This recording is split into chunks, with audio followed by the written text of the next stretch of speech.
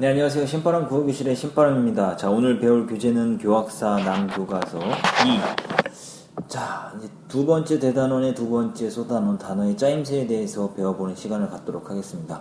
우리 교재 55쪽이고요. 오늘도 열심히 공부해 주시길 부탁드리면서 바로 수업 시작합니다. 자, 단어의 짜임새에 대해서 배우는 시간인데요.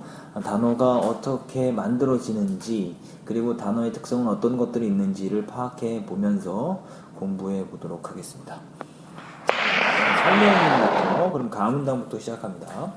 우리는 새로운 개념이나 사물을 가리키기 위하여 새로운 단어를 필요로 한다. 그리고 원래 있는 말들을 결합하여 새 말을 만들고는 한다. 예를 들어, 예시죠. 밤나무는 밤과 나무로 이루어져 있다. 그런데 밤나무와 달리 밤과 나무는 더 나누면 그 뜻을 잃어버린다. 자, 밤은 더 나눌 수 없죠? 나무도 더 나눌 수 없다라는 거죠. 이와 같이 뜻을 지닌 가장 작은 말의 단위를 형태소라고 한다. 자, 중요한 거 나왔습니다. 뜻을 지닌 가장 작은 말의 단위가 뭐다? 형태소다라고 지금 이야기하고 있습니다. 형태소의 정의, 개념을 이뤘죠. 우리말 단어들은 들여다보면 이와 같이 형태소로 이루어져 있다는 것을 알 수 있다. 예를 들어 풋사과는 풋, 그리고 사과, 날개는 날, 개의 형태로 이루어져 있다.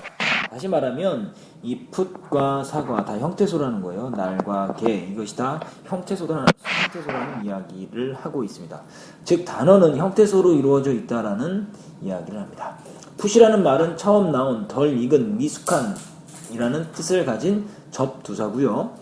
개라는 건 간단한 도구의 뜻을 더하고 그리고 명사를 만들어주는 전미사를 의미합니다. 자, 단어의 형태소에서는 단어의 의미에서 중심적인 구실을 하는, 중심적인, 구체적이면 핵심적인 의미를 갖고 있다 이런 뜻이죠. 어근과 주변적인 구실만 하는 접사가 있다. 여기서는 이 풋사과에서는 사과가 이제 중심적인 의미를 하는 어근이겠죠. 풋은 뭐예요? 접사라는 거예요. 날개에서 날다 하니까 요것이 중심적인 의미인 어근, 개가 접사가 되겠죠. 그리고 풋, 개는 주변적인, 그러니까 다시 말하면 풋사과 덮개에서 의미의 중심적인 구실을 하는 것은 사과, 덮으로서 이들은 어근이다. 사과하고 덮은 어떻다? 어근이다 이런 뜻이죠. 그리고 풋과 개는 주변적인 구실을 하는 접사다라고 이야기를 하고 있습니다. 이렇게 접사다라는 거 기억해 두시길 바랍니다. 접사는 다른 말과 어울려 단어를 많이 만들어낸다는 점이 중요한 특징이다. 풋은 다른 말과 어울려 풋사가 풋과의 풋내기와 같은 단어를 만들어내고, 개는 다른 말과 어울려 덮개, 베개, 지우개 등을 만들어낸다. 따라서 새 말을 만들려고 한다면 접사를 잘 활용할 수 있어야 한다. 접사를 통해서 만들어진 단어, 이것을 뭐예요? 파생어라고 합니다. 접사를 통해서 만들어지는 단어는 파생어다. 잘 기억해 두시면 좋겠습니다. 다음 페이지로 넘어가도록 하겠습니다.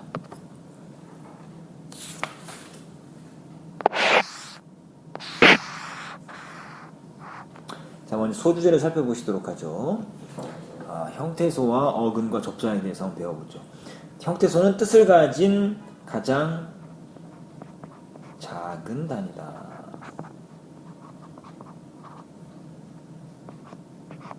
뜻을 지닌 가장 작은 단위다. 여기 가장이라는 말이 앞에 있으니까 다시 써야 되겠네요.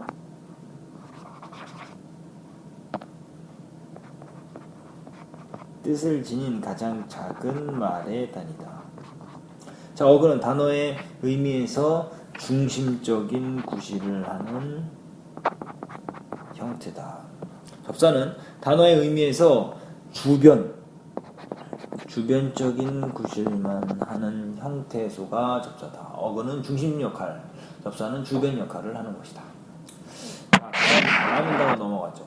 자, 단어는 하나의 형태소로 이루어진 것도 있고 하나의 형태소로 이루어진 것을 보고 우리는 뭐라 그러냐면 이것을 단위로라고 합니다.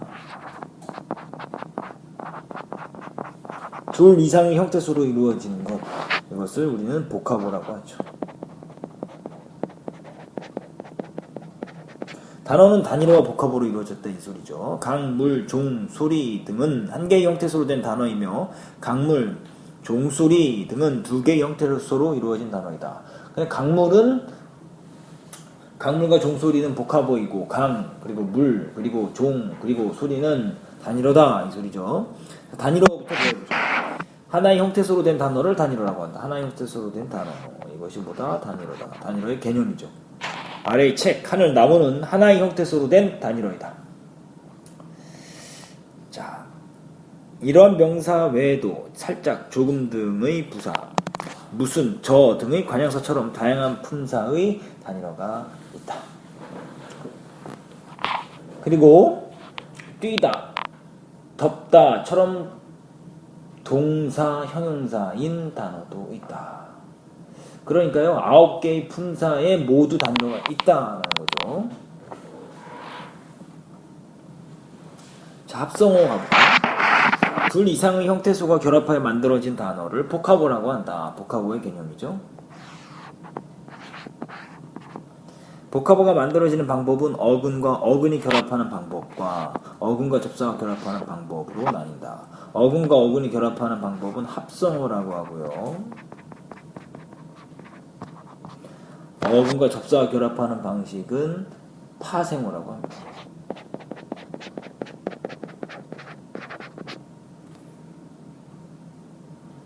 자, 위에서 강물 종소리에서 강 플러스 물, 종 플러스 소리의 어근과 어근으로 이루어진 합성어가 있고요. 덮밥 역시 어근, 덮과 밥이 결합하여 만들어진 합성어이다. 합성어에 대해서 지금 계속해서 이야기를 하고 있습니다. 자, 이제 파생어라고 해볼까요? 파생어라고 하면 형태소가 둘 이상 모여서 된 복합어 중에서 어근과 접사가 결합하여 만들어진 단어를 파생어라고 한다. 파생어의 개념이죠. 풋밤, 풋김치, 풋과일, 털보, 꾀보, 울보, 덮어선, 덧저고리, 덧바르다, 먹이, 누이, 길이 이런 것들이 있는데 위의 단어들에서 보듯이 풋, 덧 등의 접사는 다른 어근 앞에 붙어서 다양한 파생어를 만들어내고 보, 이와 이는 다른 어근 뒤에 붙어서 다양한 파생어들을 만들어낸다. 어근 앞에, 어근 뒤에, 어근 앞에 붙는 걸 접두사, 어근 뒤에 붙는 걸 접미사라고 합니다. 그래서 파생어는 접두 파생어가 있고요. 접미 파생어가 있습니다. 자, 다음 페이지로 넘어가시죠.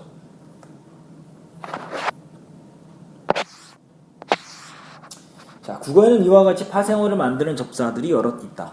새로운 말을 만들 때 이 접사들을 잘 활용할 수 있어야 한다. 풋밤, 풋김치, 풋과일, 털보, 꾀보, 울보.